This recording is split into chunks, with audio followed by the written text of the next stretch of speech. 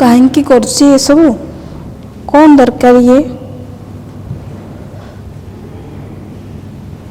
ଏସବୁ କ'ଣ?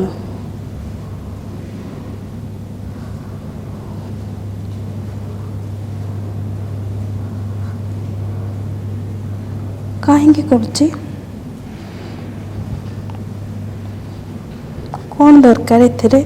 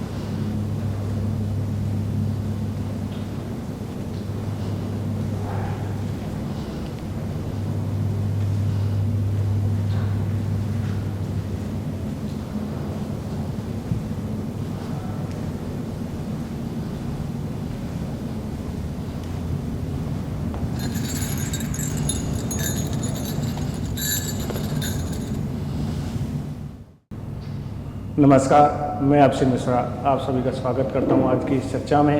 आज हमारे बीच उपस्थित हैं मिसेस नीलांशु जी, जो कि एक चित्रकार हैं। आज हम इनके बारे में या इनके जीवन के बारे में, इनकी चित्रकला का जो संघर्ष जीवन है उसके बारे में जानने का प्रयास करेंगे। नमस्कार नीलांशु जी, स्वागत है आपका। कृपया आप अपना परिचय विस्तार रूप से हमको बताएं। जी, मेरा नाम नीलांशु बाला सासमल है। मैं उड़ीसा की आर्टिस्ट हूँ। चित्रकला में मैं मास्टर इन फाइन आर्ट, तो लगभग हो गया 10-15 साल में इसी चित्र में काम कर रही हूँ। मैं अपना चित्र जो शुरू किया था बचपन से लेके अभी तक की जो मेरा जर्नी है उसी को लेके चल रहा है मेरा। आपकी जो पेंटिंग के प्रति जो रुचि जो हुई है वो कब से स्टार्ट हुई?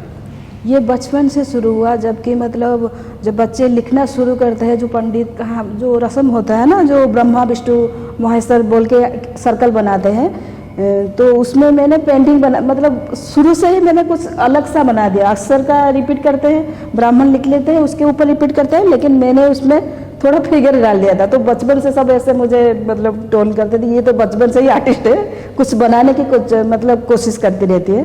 तो ऐसे मतलब बचपन से भी मेरा तय था कि मैं चित्रकला के ओर ही जाऊंगी, तो बस उसी में चल रही हूँ। तो आपकी जो चित्रकला की जर्नी है जो बेसिकली स्टार्ट हुई वो कहाँ से स्टार्ट हुई? ये जो 10th के बाद जो बीके आर्ट कॉलेज में मैंने वो बीए थे वहीं पे कंप्लीट किया था, और मेरा ट्रेडिशनल मतलब पारंपरिक चित्रकला में मैंने वो कोर्स किया था, क्योंकि मुझे वो बारीक काम पसंद है। बचपन से वो लाइन वाले काम मुझे पसंद है, क्योंकि सबका पसंद अलग सा होता है। मेरा पसंद वो लाइन ब्रश को जैसे जितना फाइन चलाता है तो मेरा मन उसमें खुश हो जाता है बस। नहीं, बेसिकली जब हम बच्चे लोग होते हैं उनका एक प्रेरणा होती है कि वो किसी के माध्यम से या किसी को कोई उनके वो होता है जिससे वो सीखते हैं कि हमें उसके जैसे बनना है। हाँ। तो आपके जो अंदर जो आर्टिस्ट बनने की या जो पेंटिंग करने की जो भावना आई वो किसको देख कर आई? ऐसे तो हम जहाँ पर रहते थे, मतलब हमारे कॉलेज का ही प्रिंसिपल वहीं पे थे, तो वो काम करते थे। तो उनका काम मैं ऐसे ही मतलब जाते आते मतलब उनके घर में घुस जाती थी, देख के आ जाती थी। तो शायद उनसे ही मैं मतलब उन्हीं का जो पेंटिंग देखे, वो वाश पेंटिंग करते थे, ऑयल भी पेंटिंग करते थे, तो रंगों के साथ मेरा बचपन से ही वही जुड़ा, उनके साथ ही से शुरू हो गया था। तो बस ऐसे ही मतलब। तो इस बीच आपको किस किस का सपोर्ट मिला कि आप इस चीज़ में आगे निकल पाएँ? नहीं, बचपन से ही घर से सपोर्ट था, क्योंकि वो घर में पता था कि ये कुछ ना कुछ कर देती है। मतलब कुछ भी अगर मतलब पढ़ना शुरू होता है, ख़त्म में सब फुल स्टॉप लगाते थे, लेकिन मैं कुछ ड्राइंग बना के अपना ख़त्म कर दी थी। तो वो आदत से सबको था कि मुझे बचपन से ही वो प्रोत्साहन दी कि नहीं नहीं ठीक है, तुम अगर पेंटिंग में जा रहे हो तो उसमें जाओ। तो 10th के बाद हमारे घर में चाहते थे कि अब अच्छा पढ़ रही है, साइंस में जाए, लेकिन मेरी माँ ने बोला नहीं नहीं, वो बचपन से ही ऐसे है, तो उसको आर्ट कॉलेज में छोड़ो, वो आर्ट में ही कुछ नाम करना चाहती है। तो आर्ट कॉलेज में ही मुझे भर्ती करा दिया। तो शुरुआत वही से शुरू। आपने किट यूनिवर्सिटी के साथ एक प्रोजेक्ट किया, तो कृपया करके आप हमको बताएंगे कि किट यूनिवर्सिटी के साथ आपने क्या प्रोजेक्ट किया, आप उसके बारे में थोड़ा हम लोगों को या दर्शकों के बीच आप उसको रखना चाहें। किट के में कला सूत्र नाम का एक जो प्रोजेक्ट था वो 2 साल तक वो चलता रहा।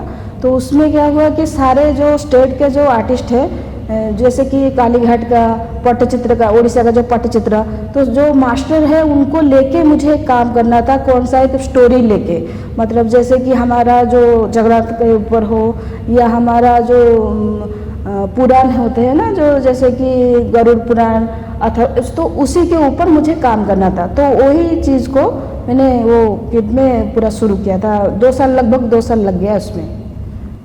धार्मिक चीज़ों को लेकर हाँ। वो प्रोजेक्ट था जिसमें, तो इसमें किन किन चीज़ों के आपको लगा कि इस चीज़ में हमको थोड़ा सा लोगों के बीच रखने में परेशानी हुई, या किस चीज़ को आसानी से हम लोगों के बीच रख सके, समझा सके? नहीं, उसमें मतलब अगर आप कोई मैथोलॉजी के ऊपर कर रहे हो, उसको मतलब उसका स्टोरी का जो बेस है उसको स्टडी करना पड़ेगा। तो बहुत सारी चीज़, जैसे कि कोणार्क मंदिर का जो टेम्पल का आर्किटेक्चर है कैसा था, पहले उसका मैप कैसे था, उसको सब हमको रिसर्च करना पड़ा। पूरा उसका नीचे तक जाके पूरा अभी तक का जो सफ़र है, उस सारे चीज़ को हम रिसर्च करने के बाद ही उसको प्रेजेंट किया।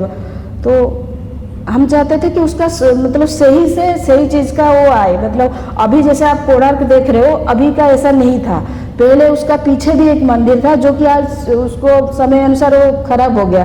तो आज जो हम देख रहे हो सामने का ही वो हिस्सा है। तो हम चाह रहे थे कि वो जो पुराना भी जो है हम उसको प्रेजेंट करें। तो उसको जो शुरुआत से लेके जैसे अभी तक है उसका सफ़र हमने बनाया है। तो जिस प्रोजेक्ट को आप जिस बेस के माध्यम, जैसे किट यूनिवर्सिटी ने जिस तथ्य के साथ आपको प्रोजेक्ट दिया, आप उस तथ्य के साथ लोगों के बीच पहुंच पाए। जी जी।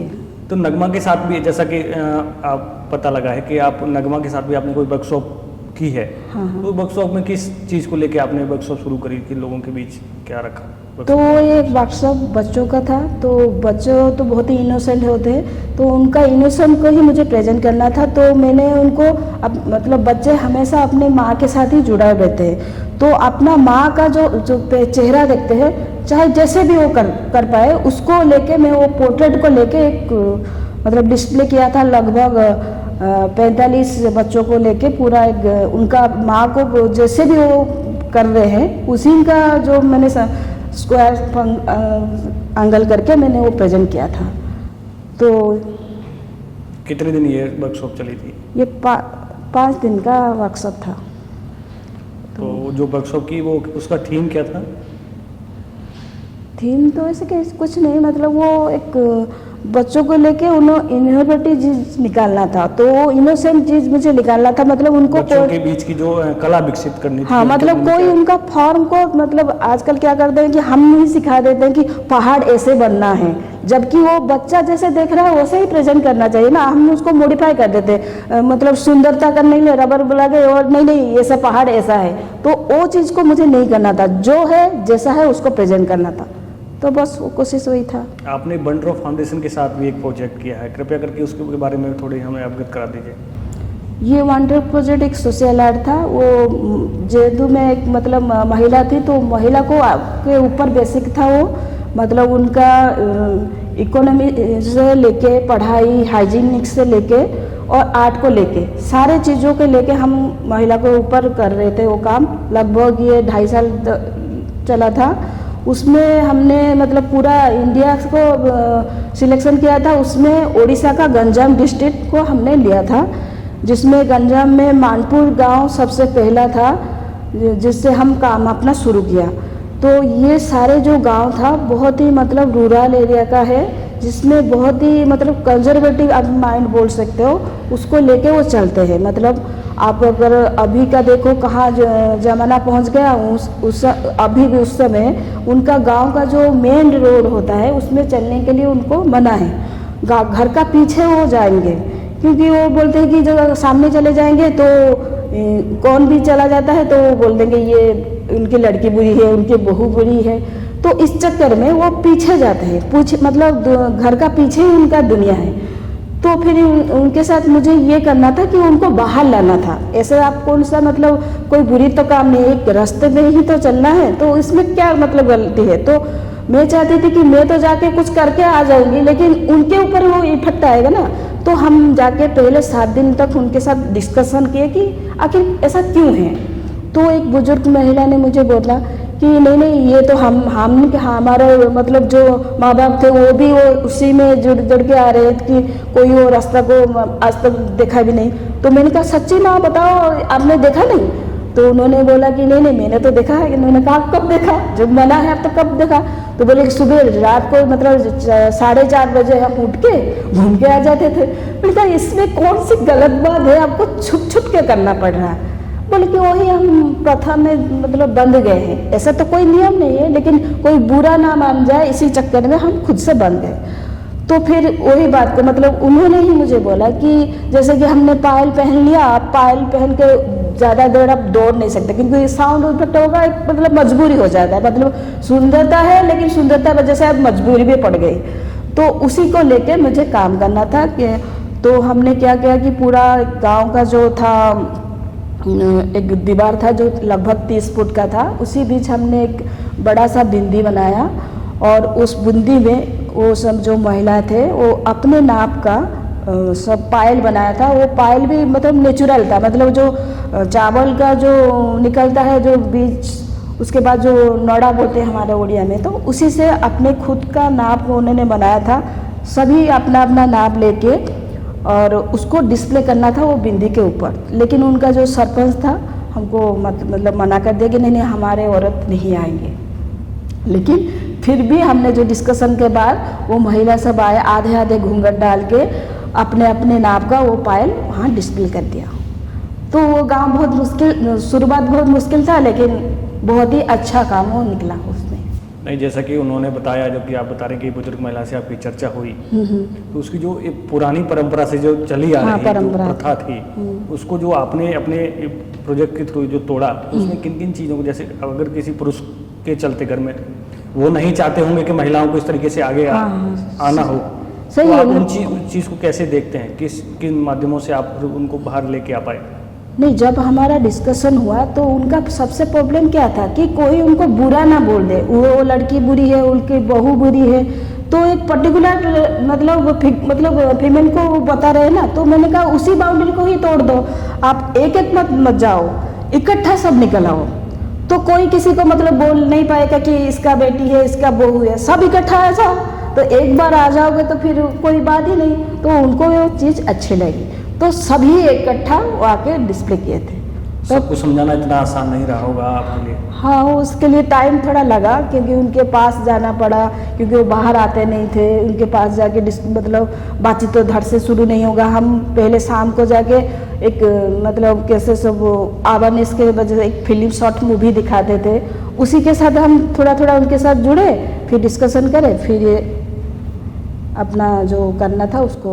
तो उस समय जिस आपने जो प्रोजेक्ट किया, महिलाएं जैसे जैसे आगे हैं, क्या उन समय वो जो महिलाएं थी, उनके घर के जो पुरुष थे, क्या इस चीज़ को वो सपोर्ट किए?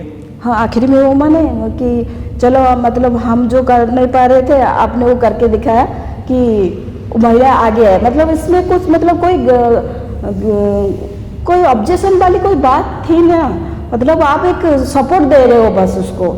क्योंकि कई बार ऐसा होता है, जो पुरानी परंपराएं जैसे चली आ रही होती हैं, महिलाएं 4 दीवारों में अंदर कैद होती हैं। हाँ। तो जब कोई नया इनोवेट जैसे आपने प्रोजेक्ट उस माध्यम से करने का प्रयास किया, तो कहीं ना कहीं पुरुष के मन में ये होता है, जो पुरानी परंपराएं चली आ रही हैं, एकदम से अगर कोई आके तोड़ने की कोशिश करे तो आसानी से तो वो नहीं तोड़ने देते हैं।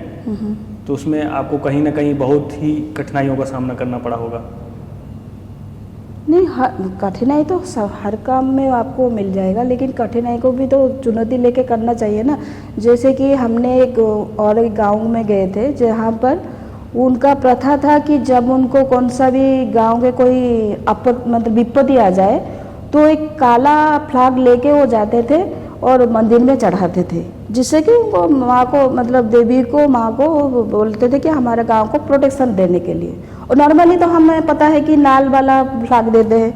तो मैं गई थी गांव में, जो मेन इशू उनका जल के ऊपर था, तो जल को लेके मुझे कुछ करना था। तो मैंने उनके साथ बात करके बोले कि वो जो उनका नेचुरली जो उनका था कि जो उनके गांव में कुछ भी आ जाए तो काला फ्लैग देते थे, तो उसका मैंने मतलब जुड़ के नीला वाला फ्लैग बनाया था, जो खुद अपने हाथ से बनाए थे, सिलाई करके सब वो लेके उस दिन जो पर्टिकुलर हमने एक दिन रखा था, उस सारे वो फ्लैग लेके सामने वो मंदिर के पास वो डिस्प्ले किए थे।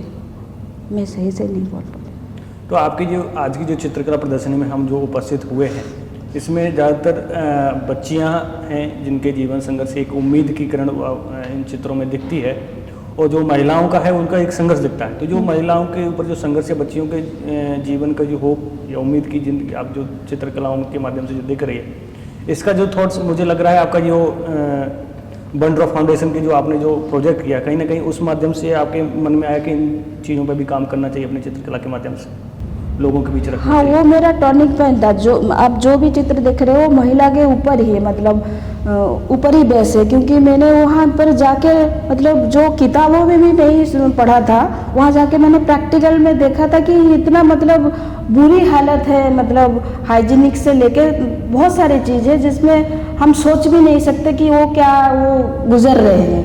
तो जो जाएगा फिर जाके उनको पता चलेगा कि वो उधर ये ऐसा हो रहा है। तो कहने का ये है कि तो वो पूरा देख के फिर मेरा लाइफ में वो टर्निंग पॉइंट था कि मैं वो महिला जो फेस कर रहे हैं उसको प्रेजेंट करूं। तो मेरा पेंटिंग वैसे से। और जो बच्चों की पेंटिंग्स आपकी जो चित्रकला में जो दिखाई गई हैं, उनकी जो है होप या उनका जो दैनिक दिनचर्या जीवन है, उसको आप किस रूप में देखते हैं अपनी चित्रकला के माध्यम से? वो सारे जो आप बच्चों का सीरीज़ देख रहे हो वो खुद ही मेरा बचपन है। वो मतलब मैं अगर अब मैं बात करूं कि आज तक मैं पूरा समय जो खुशी से महसूस किया है वो मेरा बचपन ही है।